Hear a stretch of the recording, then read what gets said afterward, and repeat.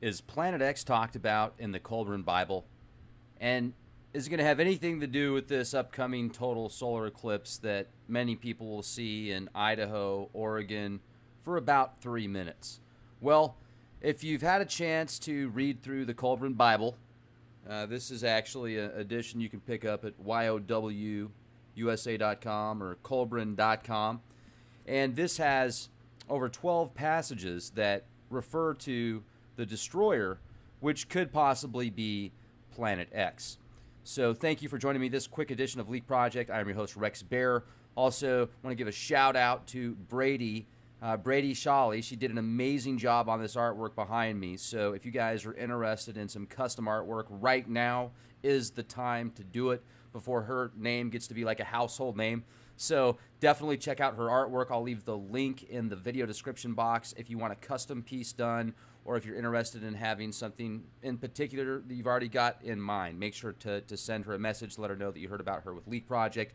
Now let's move on to these passages in the Kolbrin Bible. And remember, the Kolbrin Bible, this is a combination of texts that are not only from Egypt, but also from places like Ireland and stuff. So Celtic type texts that are ancient, go way back. And I found some passages in here that really impressed me, especially when it talked about God and what God is. I was very impressed, and I'm going to save that for the end. But I'm going to go ahead and also share with you real quick. Nanu. Look at this. Planet X. Well, here it is. Will the 2017 solar eclipse cause a secret planet called Nibiru to destroy Earth? Probably not. I would say no to that. Conspiracy theorists predict coming eclipse signals end of the world. I don't think so. Conspiracy theorists warn solar eclipse will signal the coming of Nibiru and the end of something else. And that's The Telegraph, IFL Science, and AOL.com. And then here's what I find fascinating, though. The hypothetical Planet X overview at nasa.gov, solarsystem.nasa.gov. This is where it gets a little bit more interesting, where they're like, yeah, it's actually probably there, it's huge, and it's probably on an orbit of about 10 to 20,000 years. And yeah, it's probably about 10 times the size of Earth, and this is the actual orbit. This is carnegiescience.edu. The Carnegie Institute for Science is top-notch, cutting-edge, and here is the orbit for Planet X. So there is no doubt about it. Planet X, or something that appears to be a Planet X, is orbiting the sun, according to very intelligent astrophysicists like Dr. Michael Brown and others. Thank you. Now, this is the Carnegie Institute for Science. Discoveries of our pioneering researchers in astronomy, planetary science, genetics, etc. Even has good ratings. So I think that this is pretty exciting. So we'll go ahead and start now. This is the chapter 7 in the Kolbrin Bible. Chapter 7. Habaris concealed many things from them, and taught by simple tales things within their understanding. He taught them the mysteries concerning the will of the year, and divided the year into a summer half and a winter half, with a great year cycle of 52 years, 104 of which was the circle of the destroyer. So that's the first reference of the destroyer. The next reference of the destroyer is page 41. I took notes on this for you guys. I even highlighted that. How about that? Okay, so this is page 41. The Book of Gleanings, chapter 3. This is the flood of Atuma. In olden times there were spawned great monsters, and beasts in fearful form, with frightful gnashing teeth and long ripping claws. An elephant was but a rat in comparison with them. Then, because of heavenly rebellion and turmoil, and the terror overwhelming the hearts of men, the Great One hardened the face of the land, which had become unstable, and the beasts were changed to stone. This was before times when the destroyer was slumbered in the upper vaults of heaven. The great floodgates which are above earth were all opened. Thus the floodwaters rose up to cover the land, and great rainstorms lashed down. The winds could no longer discover their destinations. There came a period of quietness. Then the people built a gateway to heaven, wherein the chief of interpreters might commune with other realm.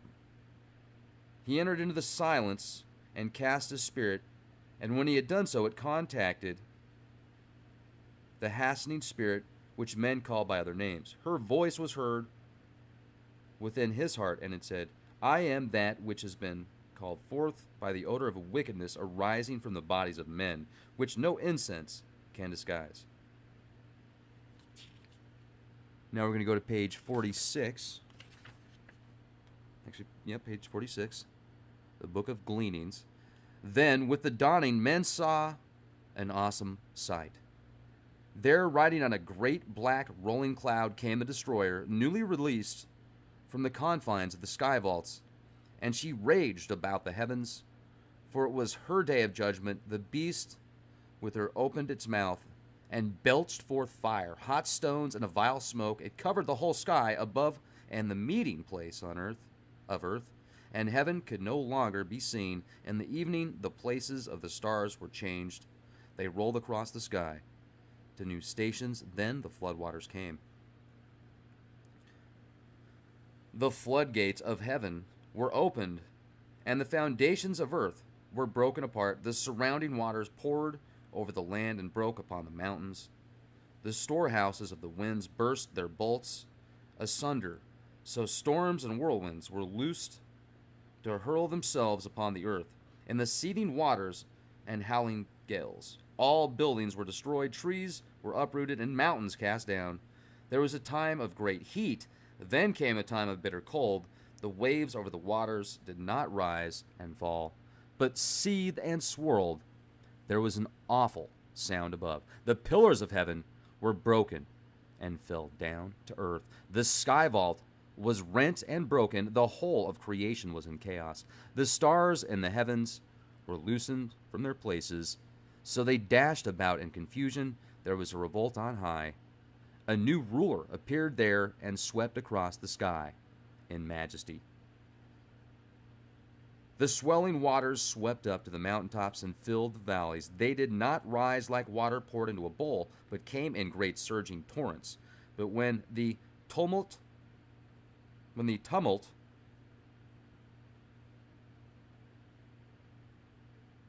quietened and the waters became still, they stood no more than 3 cubits above the earth. The destroyer passed away into the fasten of heaven, and the great flood remained 7 days, diminishing day by day as the waters drained away to their places. Then the waters spread out calmly, and the great ship drifted amid a brown scum and debris of all kinds. Okay, now, page 54.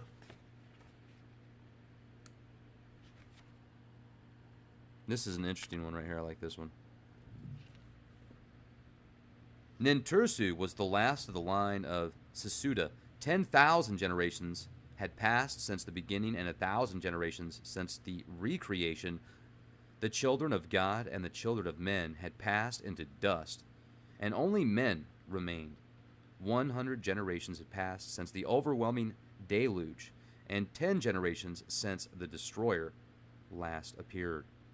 Once man lived for less than 80 years. Now his years were 70. Once God had walked with men, and men knew only God. Now he was hidden behind many veils, and few saw him, and then, but dimly, and with great distortion. Where once there was one God, now gods were as numerous as the stars, yet the great key remained in the midst of men, and it was here at the temple of the 7 illuminated ones, the key of life, the key which was given into the keeping of our father Hermanatar. It is a secret thing, something exceedingly great. It is not lost, but has come down to us, and is known in our times. All right, now, page 146. So what do you guys think so far? There's some dates that have been thrown out. Some timelines, some locations, some names. Next thing I need to do is dive deep into these names and timelines. Measurements. He who devours souls is but the dark cave of horror, which opens to receive dark souls into affinitive darkness.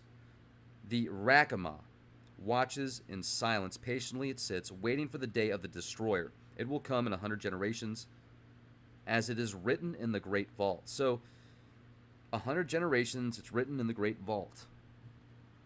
Where is the great vault at? That would be interesting to know. I like how this book is presented too. And you can look up, like if you go to the table of contents and look up Destroyer, it gives you reference points, and then you can just read it. And then the book's big enough that it's also kind of like a textbook if you want to take notes, if you want to highlight a bunch of stuff, which is what I did. I highlighted a bunch of stuff. So now we're at the actual Destroyer, Part 2, Book of Manuscripts, Chapter 3, The Destroyer, Part 1. Men forget the days of the Destroyer. Only the wise know where it went, and that it will return in its appointed hour. It raged across the heavens in the days of wrath, and this was its likeness. It was as a billowing cloud of smoke, enwrapped in a ruddy glow, not distinguishable in joint or limb. Its mouth was an abyss from which came flame, smoke, and hot cinders. When ages pass, certain laws operate upon the stars in the heavens. Their ways change. There is movement and restlessness. They are no longer constant, and a great light appears readily in the skies. That sounds like right now. When blood drops upon the earth, the destroyer will appear, and mountains will open up and belch forth fire and ashes. Trees will be destroyed, and all living things engulfed. Waters will be swallowed up by the land, and seas will boil. The heavens will burn brightly and readily. There will be a copper hue over the face of the land, followed by a day of darkness. A new moon will appear and break up and fall.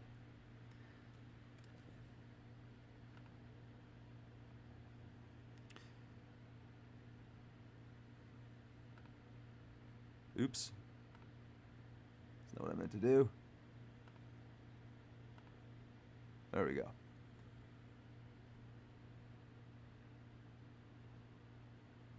The people will scatter in madness. They will hear the trumpet and battle cry of the destroyer and will seek refuge within dens in the earth. Terror will eat away their hearts, and their courage will flow from them like water of a broken pitcher. They will be eaten up in the flames of wrath and consumed by the breath of the destroyer.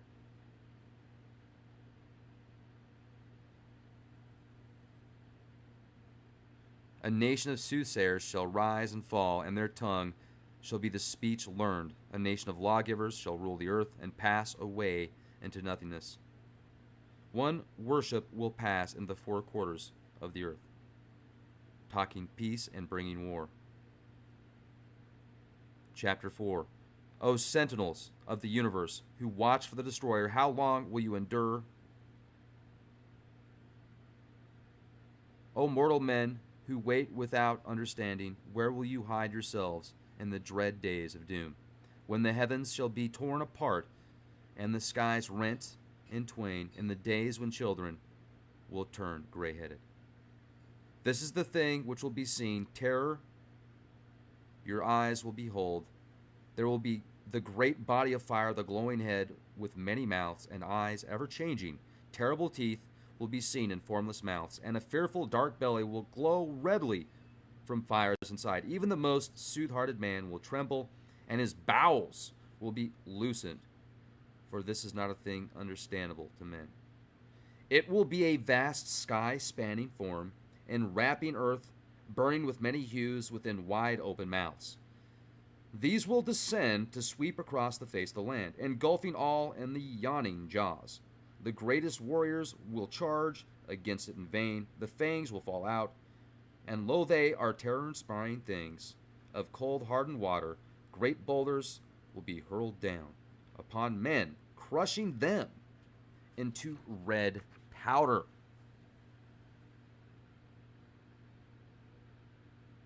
As the great salt waters rise up in its train and roaring torrents pour toward the land, even the heroes among mortal men will be overcome with madness as moths fly swiftly to their doom and the burning flames. So will these men rush to their own destruction. The flames going before will devour all the works of men. The waters following will sweep away whatever remains. The dew of death will fall softly as a gray carpet over the cleared land. Men will cry out in their madness, "Oh, whatever being there is, save us from this tall form of terror. Save us from the gray dew of death." Chapter 5, The Destroyer, Part 3. The doom shape called the Destroyer in Egypt was seen in all the lands thereabouts. In color it was bright and fiery, in appearance changing and unstable. It twisted about itself like a coil, like water bubbling into a pool from an underground supply. And all men agreed it was a most fearsome sight. It was not a great comet or lucent star, being more like a fiery body of flame.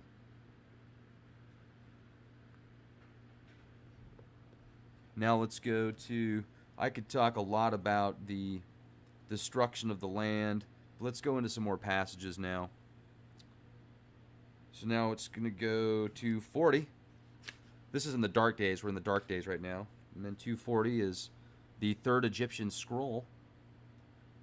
This is chapter 6.43. Their hearts were still filled with terror and with the memory of the wrath which had struck them from out of heaven. They were still filled with the memory of the fearsome sight of the destroyer, and they knew not what they did. Pharaoh did not return in his city. He lost his heritage and was seized by a demon for many days. His women were polluted, and his estates plundered. The children of darkness defiled the temples with rams and ravished women who were crazed and did not resist. They enslaved all who were left, the old, young, men, and boys. They oppressed the people, and their delight was in mutilation and torture.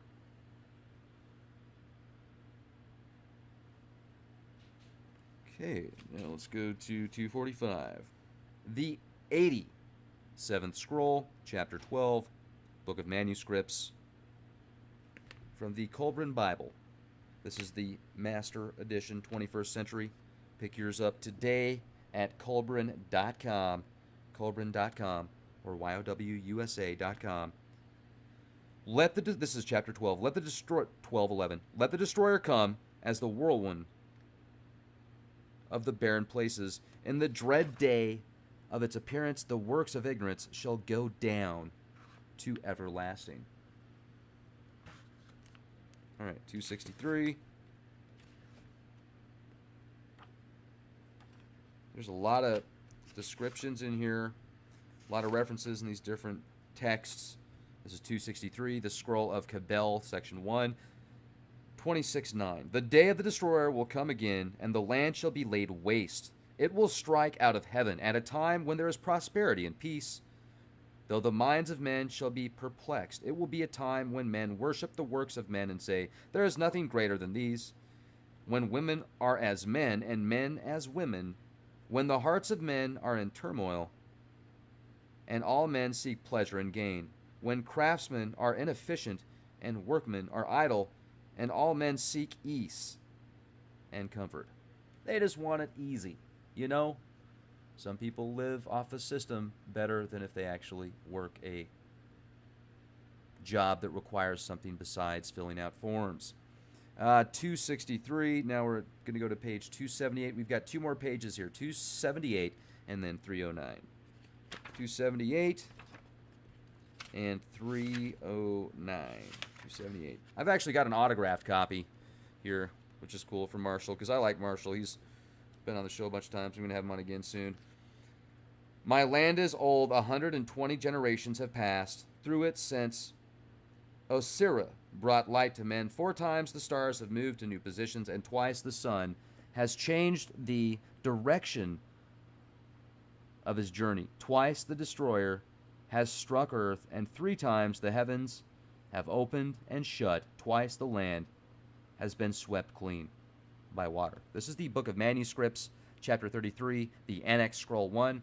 So according to this, it's already been twice swept clean by water.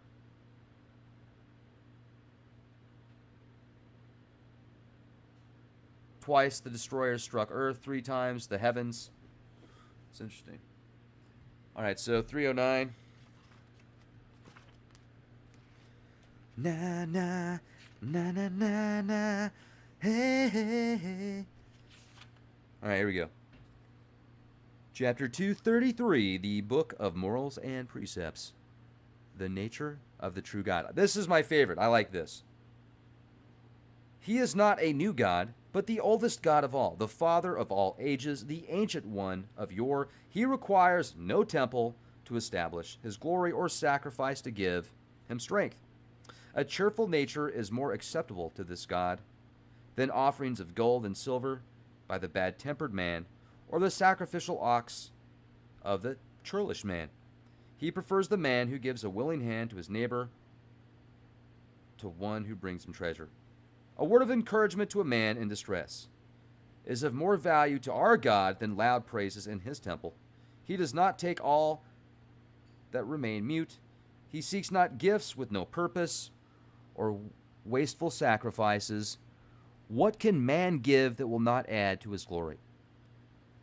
What thing fashioned by man could benefit the one God, who by taking thought could create a universe? That is absolutely brilliant. That is one of the best quotes I've read in ages. I couldn't have said it better myself. Let's read this again. I think this is a beautiful way to close out here in just a moment. Well, in a minute after this. This is fabulous. The nature of the true God. He is not a new God, but the oldest God of all, the Father of all ages, the ancient one of yore. He requires no temple to establish his glory or sacrifice to give him strength. A cheerful nature is more acceptable to this God than offerings of gold and silver by the bad-tempered man or the sacrificial ox of the churlish man. He prefers the man who gives a willing hand to his neighbor to one who brings him treasure. A word of encouragement to a man in distress is of more value to our God than loud praises in his temple. He does not take all that remain mute. He seeks not gifts with no purpose or wasteful sacrifices. What can man give that will add to his glory? What thing fashioned by man could benefit the one God who by taking thought could create a universe? Boom! Abracadabra. And if we have an opportunity to have a piece of God mind, the mind, as I always say, is mightier than the pen, and the pen is mightier than the sword. Use your mind. Quaid, use your mind. What do you see, Quaid? Divine providence at its most grand scale is unfathomable to me. I can't even comprehend right now. The true temples of the great God are not structures of stone and brick. They are places of quietude in your heart and home, where you listen to the awakening of your soul as it responds to the conscious contact with Him. His worship is your labor among the people. His praise is the song in your heart. His adoration is your joy of living. His praise is the song in your heart. His adoration is your joy of living. Wow, that's beautiful.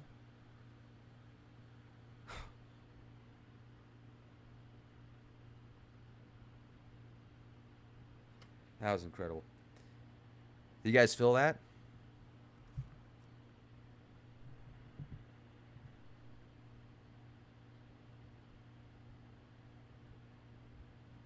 He made daylight for the joy of man and darkness for his tranquility. Men cry to him in their distress, and he suffers with them. So this is chapter 242, page 309. He rolled the grain, and lo, it became the food of men. He dismembered the destroyer in olden times. He made daylight for the joy of man and darkness for his tranquility. Men cry to him in their distress, and he suffers with them.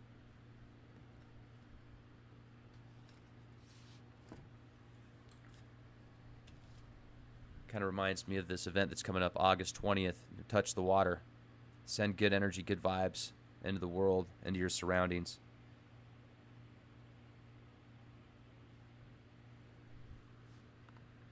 We live in amazing times, ladies and gentlemen. And the more opportunities we have to make a difference, why not? What else do we have to do? Question everything. That's always important. I feel the more questions you ask, the more information will present itself to you. And also, just want to give another huge shout out to Brady. This is one of the most fascinating, all of this art right here is just, this is one of my favorite pieces of art I've ever seen. The way that she integrated Giger and Dr. Manhattan and Dr. Manhattan's lady. Hello. I mean, isn't that just, and if you look at the backdrop of it, it looks like a pyramid almost. It just goes so far up, some type of like space elevator or something. And then obviously the Twilight Zone. We're definitely in the Twilight Zone right now. You guys know we're in the Twilight Zone, right? And then Stranger Things, that's an awesome TV series. I can't wait for the new episodes to come out, season 2.